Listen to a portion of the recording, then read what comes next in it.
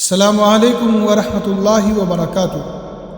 آج کا عنوان ہے آخر محبت کیوں ختم ہونے لگتی ہے۔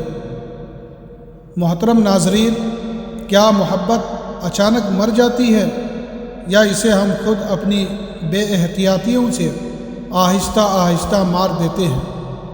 حقیقت یہ ہے کہ محبت کبھی ایک لمحہ میں ختم نہیں ہوتی، بلکہ روزانہ کی چھوٹی چھوٹی غلطیاں اسے کمزور کرتی رہتی ہیں، یہاں تک ایک دن لوگ یہ کہنے لگتے ہیں کہ اب پہلی جیسی محبت باقی نہیں رہی۔ آئیے آج ہم ان اسباب کو سمجھنے کی کوشش کرتے ہیں۔ ایسے تو اسباب بہت ہیں، ہم صرف یہاں 10 اسبابوں کا ذکر کریں گے۔ پہلی وجہ، وقت نہ دینا۔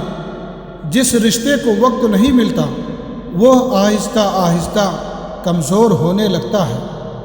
انسان دنیا کے ہر کام کے لیے وقت نکال لیتا ہے، لیکن بعض اوقات اپنے ہی گھر والوں کے لیے چند لمحہ بھی نہیں نکال پاتا۔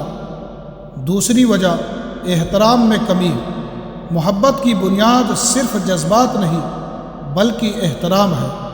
جب عزت ختم ہونے لگتی ہے تو محبت بھی زخمی ہو جاتی ہے۔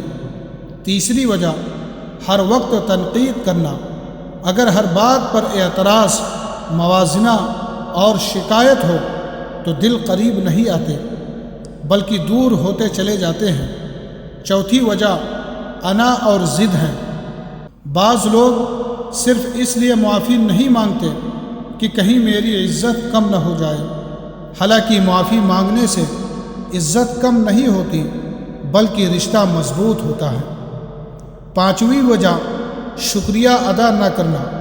جب انسان دوسرے کی قربانیوں کو معمولی سمجھنے لگے تو محبت کی مٹھاس کم ہونے لگتی ہے۔ چھٹی وجہ، اعتماد کا ٹوٹ جانا۔ جھوٹ، وعدہ خلافی اور بدگمانی یہ محبت کے سب سے بڑے دشمن ہیں۔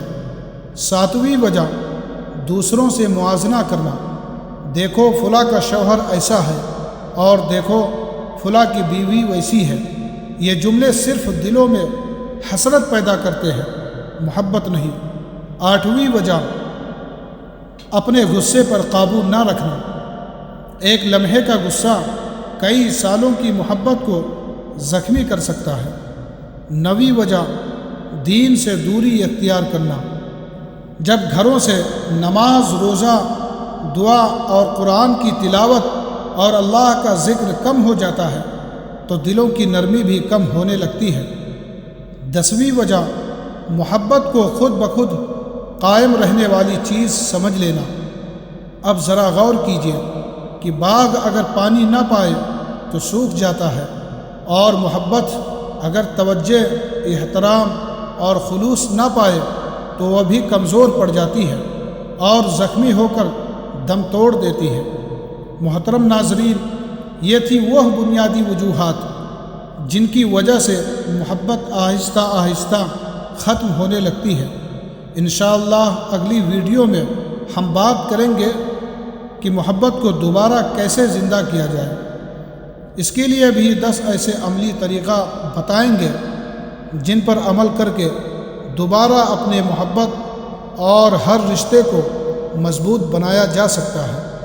اگر یہ میری گفتگو آپ کو مفید لگی ہو تو اپنے تاثرات ضرور لکھیے اور اسے دوسروں تک پہنچائیے، اور اگر مجھ سے کوئی غلطی ہو جائے تو آپ ادب کے دائرے میں رہ کر میری اصلاح کیجیے، ہم اسے ضرور قبول کریں گے۔